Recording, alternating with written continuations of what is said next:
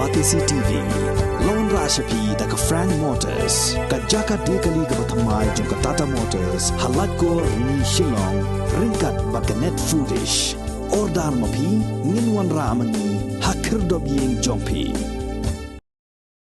Palat khat wengut ki MLA bat kin thubru i ki MLA na ko All India Trinamool Congress kila penkre ban penyaso syaka National People's Party na ka benta banyak kun ya ke election syaka yeng dorbar thawan ka ban salong haus nam arajar arpulai unong ilam jong ke NPP ubas nya balang dhar hakajing yakren bat kilat pathai khubor ulaong makidan palat khat wengut ki MLA ne ki sengsan perthai ba pher ki bala terwa ban penyaso bat ke NPP shwa ka election katkum gajing atho jong ubas nya balang ki don ru kum basau hadu sangut ki MLA jong ka Trinamool Congress ki bala penpau ba ki kwa ban yakun ya ke election na ke tiket jong ka NPP.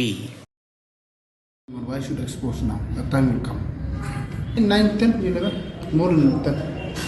The sitting MLA from the other parties. I think maybe people is not really favor with this new party. It seems.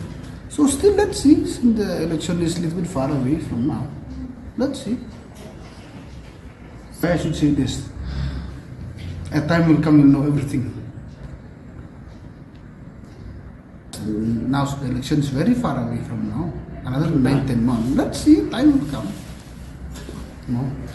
Decide which party they are going to join. Not full it seems, but since it's not my party, it's other party, you may ask the TMC president is the right man to inform me all these things.